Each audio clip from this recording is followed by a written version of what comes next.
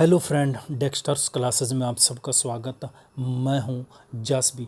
Friends, बात हम कर रहे हैं आज अमेरिका और चीन के बीच में एक नए खुलासे की, एक नई बयानबाजी की, और वो आरोप प्रत्यारोप की हम बात कर रहे हैं कि वो क्या है। वो ये है कि अमेरिका ने चीन पर लगाया परमाणु परीक्षण का आरोप।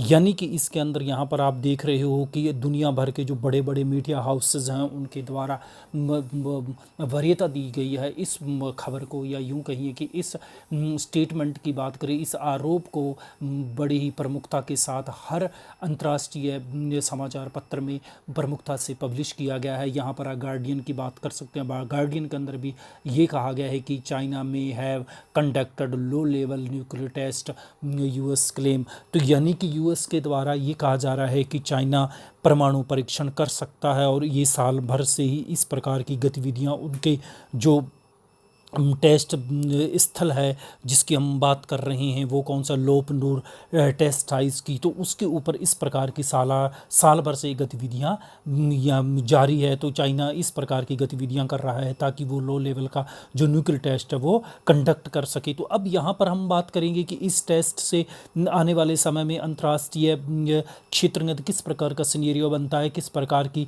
नई व्यवस्था स्थापित होती है, और भारत पर इसका क्या प्रभाव पड़ेगा। तो बने रहिएगा पूरे वीडियो में फ्रेंड्स। वीडियो सुनने के बाद किसी प्रकार का आपका सुझाव हो, आपका किसी प्रकार का क्वेश्चन हो, आप मुझे कमेंट बॉक्स में अवश्य दीजिएगा। और हाँ, अभी तक चैनल सब्सक्राइब नहीं किया तो चैनल सब्सक्राइब करके इस चैनल को आगे बढ़ाने में सहयोग कीजिए। तो फ्रेंड्स, बात कर रहे हैं अब मुद्दा क्या है। मुद्दा ये है कि अमेरिका के विदेश मंत्रालय के द्वारा कहा गया है कि चीन गोपनीय तरीके से भूमिगत परमाणु परीक्षण कर रहा है, और जबकि ये दावा किया गया है कि ऐसे विस्फोट के खिलाफ अंतर्राष्ट्रीय प्रतिबंधों का अनुपालन करना चाहिए चाइना को। लेकिन चाइना इस परमाणु परीक्षण कर रहा है, भूमिगत परमाणु परीक्षण कर रहा है। ये अमेरिका के विदेश मंत्रालय के द्वारा कही गई है। और अमेरिका के विदेश मंत्रालय के अंदर एक साल भर की जो चाइना की ये गतिविधियां हैं लोपनूर टेस्ट साइट से, वहाँ से जो एक रिसर्च की गई, और उसके रिसर्च के माध्यम से यानी कि आर्म कंट्रोल क्लाइंट्स के द्वारा ये जानकारी दी गई, एक रिपोर्ट दी गई है विदेश मंत्रालय के द्वारा ये खुलासा किया गया है कि चाइना गोपनीय तरीके से भूमिगत परमाणु परीक्षण करने जा रहा है। अब यहाँ पर जो हम बात करें, और ये हालांकि इसके द्वारा अंदर आर्म्स कंट्रोल जो क्लाइंट्स की हम कंप्लायंस की यदि हम बात करें, तो उनके द्वारा इस प्रकार के संबंध को परीक्षण के संबंध में कोई पुख्ता सबूत तो नहीं दिए गए, लेकिन एक आशंका व्यक्त की कि जिस प्रकार की गतिविधियां देखी गई है, यानी कि चीन के लोपनूर टेस्ट साइट परीक्षण स्थल पर खुदाई और गतिविधियों के संबंध में जो एक तथ्य प्राप्त हुए, जो उनकी गतिविधियों को देखा गया है, पड़ताला गया है, तो उसके आधार पर ये कह सकते हैं कि चाइना किसी लो लेवल का कोई परमाणु परीक्षण करने जा रहा है या परमाणु परीक्षण कर चुका है। और इस प्रकार का ये न केवल आर्म्स कंट्रोल कंप्लायंस के द्वारा कही गई है, यानी कि विदेश मंत्रालय के द्वारा नहीं गई, इसके अलावा वॉल स्ट्रीट जर्नल की रिपोर्ट में भी कहा गया है कि चीन के लोप नूर टेस्ट साइट पर साल भर से इस प्रकार की तैयारियां चल रही थी। तो अब यहाँ पर हम बात करें कि हालांकि चाइना के द्वारा इस आरोप को डिनाई किया जा रहा है। चाइना कह रहा है कि मैं जितनी भी अंतर्राष्ट्रीय इस संबंध में परमाणु परीक्षण को रोकने के संबंध में संधियां बनी है, परमाणु हथियारों को रोकने के संबंध में जितनी भी ट्रीटीज है, प्रतिबद्धताएं हैं, मैं उनका ईमानदारी से पालन कर रहा हूँ। लेकिन इस संबंध में ये भी कहा गया है कि लेकिन अमेरिका कहता है कि चीन के ब्लास्ट द्वारा जीरो यील्ड का उल्लंघन किया जा सकता है। तो अब यहाँ पर हम यहाँ जानेंगे कि जीरो यील्ड की हम बात कर रहे हैं कि जीरो यील्ड क्या है, और जो ये परमाणु परीक्षण लो लेवल के परमाणु परीक्षण कर रही है वो क्या है। तो उसमें देखिए उन्हीं को ही हम जीरो यील्ड की बात कर रहे हैं यहाँ पर, यानी कि लो लेवल के परमाणु परीक्षण किए जा रहे भूमिगत। अब यहाँ पर अब सबसे पहले यहाँ पर ये जान लीजिए कि अमेरिका ने जो आरोप लगाया कि जीरो यील्ड का क्या नहीं उल्लंघन कर रहा है कौन, चाइना, तो उसमें हम पहले यहाँ पर जान लेते हैं कि जो जीरो ईल्ड क्या है। तो जीरो ईल्ड क्या होता है कि ऐसा न्यूक्लियर टेस्ट होता है, ऐसा परमाणु परीक्षण होता है जिसमें चेन रिएक्शन नहीं होता, यानी कि इसमें हम ये कह सकते हैं कि नाभिकीय विखंडन नहीं होता, यानी कि यहाँ पर ये विखंडन है तो फिर आगे श्रृंखला आगे लड़ियों की तरह वो बिखरता चला जाता है, तो उस प्रकार का नहीं है। यानी कि यहाँ से 2 निकले, 2 के बाद उसके 4 निकले, 4 से 8 निकले, विखंडन हुए, 8 के 16 होते। इस प्रकार का जो विखंडन होता है, नाभिकीय विखंडन इस प्रकार का जो होता है, तो वो नहीं होता है जीरो ईल्ड के अंदर। जो अमूमन आपने देखा होगा कि जितने भी नाभिकीय टेस्ट होते हैं उनके अंदर क्या होता है कि जो नाभिकीय विखंडन के अंदर क्या होता है कि एक श्रृंखलाबद्ध तरीके से विभिन्न प्रकार के उसके अंदर डिटोशन होते हैं। तो लेकिन इसके अंदर इस प्रकार के हम डिटोनेशन की हम बात कर, डिटोनेशन नहीं होते हैं इसमें, फिर और न ही किसी प्रकार का इसके अंदर रिएक्शन होता है। तो ये एक लो लेवल का और सीमित रूप से इस प्रकार का ये परमाणु परीक्षण होता है। किसमें हम बात कर रहे हैं? हम कर रहे हैं जीरो ईल्ड के अंदर बात कर रहे हैं। अब यहाँ पर आता है कि फिर इसके अंदर ये भी कहा गया है कि जिस कम तीव्रता वाले ये परमाणु परीक्षण की हम बात करते हैं, इनकी जीरो ईल्ड की यदि हम बात करें, सीमित परमाणु परीक्षण की बात की जा रही है, तो ये परीक्षण अमेरिका को स्पेशली शक है कि ये चाइना और पाकिस्तान के द्वारा मिलकर काम किया जा रहा है ताकि एक सीमित एरिया के ऊपर निशाना बनाया जा सके। तो इस प्रकार के जो जीरो ईल्ड होते हैं वो सीमित परमाणु परीक्षण होते हैं, यानी कि नाभिकीय डिटोशन के द्वारा इसके अंदर किसी प्रकार का वो विखंडन नहीं होता है। अब यदि हम बात करें तो इसके अलावा इसके अंदर जो अमेरिकी रिपब्लिकन सांसद है टॉम कॉटन, तो उनके द्वारा भी सीटीबीटी का पालन नहीं करने के लिए अमेरिका चाइना के ऊपर लगातार आरोप लगाए जा रहे हैं कि चाइना सीटीबीटी जैसी ट्रेटी को का क्या नाम है कि सही ढंग से पालन नहीं कर रहा, उसको तोड़कर वो परमाणु हथियारों को बढ़ावा दे रहा है। और चीन ने यह सिद्ध किया है कि वह ईमानदारी से काम नहीं कर सकता, ये कहा है टॉम कॉटन के द्वारा। अब यदि हम बात करते इस प्रकार के ये आरोप लगाए गए, इस प्रकार के पहले रूस के ऊपर भी इस प्रकार के आरोप लगाए जा रहे हों, तो जिसके आधार पर ये कहा गया था कि यूएस हॉक ने ये कहा था कि ट्रंप प्रशासन को भी सीटीबीटी संधि तोड़ देनी चाहिए, सीटीबीटी से बाहर निकल जाना चाहिए और उसे भी स्वतंत्र होकर नए परमाणु परीक्षण करने चाहिए।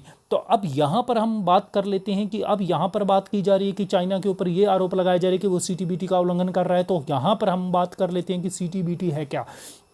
देखिए, जो सीटीबीटी है, जिसको पूरा नाम हम बात कर रहे थे तो इसको बोला जाता है व्यापक परमाणु परीक्षण निषेध संधि, यानी कि कॉम्प्रहेंसिव ट्रेटी बैंड टेस्ट।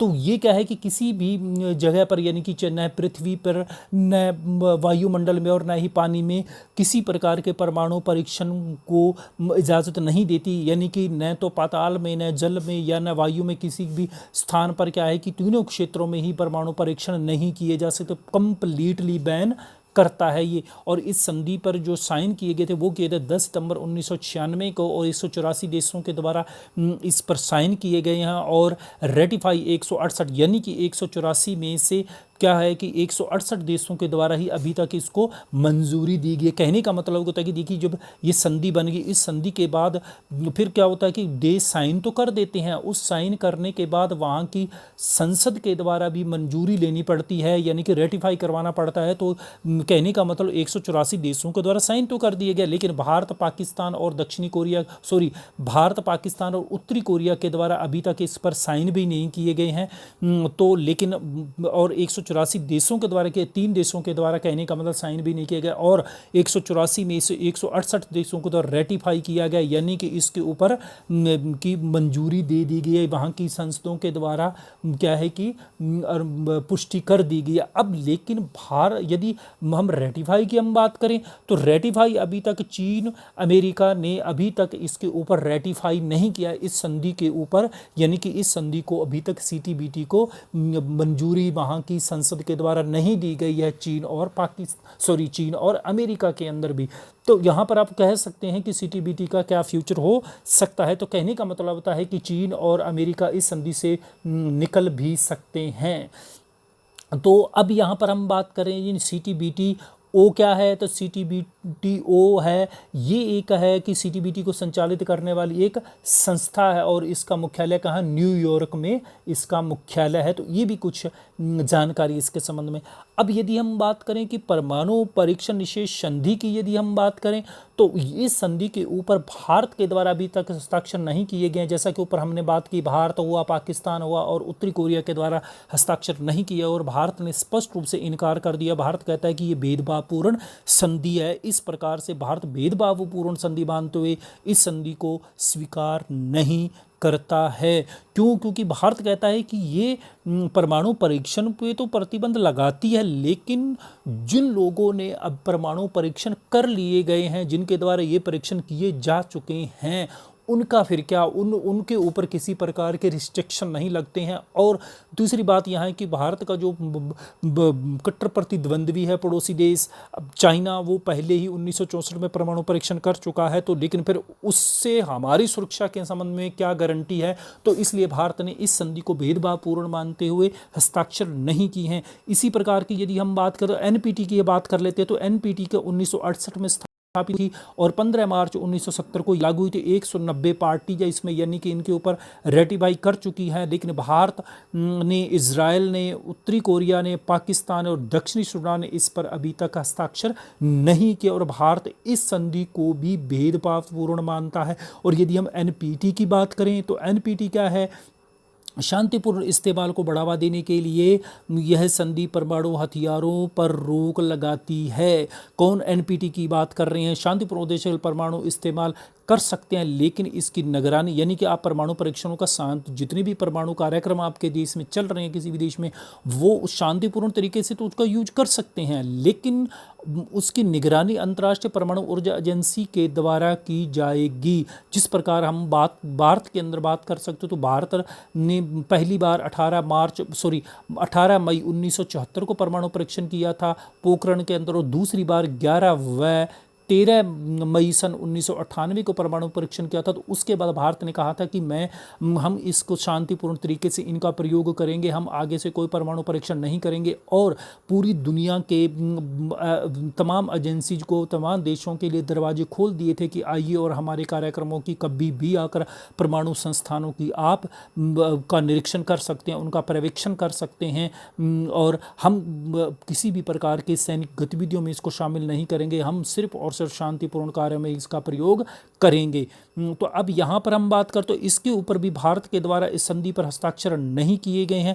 परमाणु परीक्षण संधि के ऊपर हस्ताक्षर नहीं किए क्योंकि भारत इस परमाणु परीक्षण करने से इनकार करता, क्योंकि इस संधि को भी भारत क्या मानता है कि अप्रासंगिक मानता है। ये भी विश्व में परमाणु परीक्षणों को रोकने की किसी प्रकार की गारंटी नहीं देती है। तो अब यहाँ पर हम बात करें, यदि हम बात करें कि भारत के संदर्भ की, यदि हम बात करें कि भारत इसके ऊपर हस्ताक्षर क्यों नहीं कर रहा, तो यहाँ पर क्लियरिटी बात है कि भारत इन संधियों को भेदभावपूर्ण मानता है। अब यदि हम जो बात निकल कर आ रही है, कितनी सच है कितनी सच नहीं है, वो आने वाले समय में ही, और जब मीडिया हाउसेज की हम बात करें और देशों के संगठनों के द्वारा, यदि हम एजेंसीज के द्वारा इसके संबंध में जानकारी ली जाएगी, तभी सिचुएशन क्लियरली बाहर निकलेगी। लेकिन यदि हम बात करें कि अब इसके, यदि चाइना के द्वारा इस प्रकार का कार्यक्रम कर लिया गया है या इस प्रकार का परीक्षण किया जा चुका है या करने जा रहा है, तो उसका विश्व व्यवस्था पर क्या प्रभाव पड़ेगा। स्पेशली यदि हम बात करें तो भारत के संदर्भ की हम बात करें, पहली बात तो यह है कि यदि ऐसा परीक्षण होता है तो परमाणु हथियारों की एक बार पुनः प्रतियोगिता शुरू हो जाएगी। फिर अमेरिका, रूस और तमाम कंट्रीज की हम बात करें, वे भी इस प्रकार के परमाणु परीक्षणों की दौड़ में शामिल हो जाएंगे और सीटीबीटी से बाहर निकल जाएंगे, यानी कि सीटीबीटी अपने आप में ही अप्रासंगिक स्थापित होगी। और ऐसी सिचुएशंस के यदि हम हाइपोथेटिकली बात करें इस सिनेरियो के अंदर, तो हो सकता है कि भारत के लिए एक नई उम्मीद भी जग सकती है। कैसे कि यदि हम बात करते तो फिर इससे क्या होता है कि एनपीटी और सीटीबीटी जैसी संधियां अप्रासंगिक हो जाएंगी, इनका रद्द हो जाएंगे, तो फिर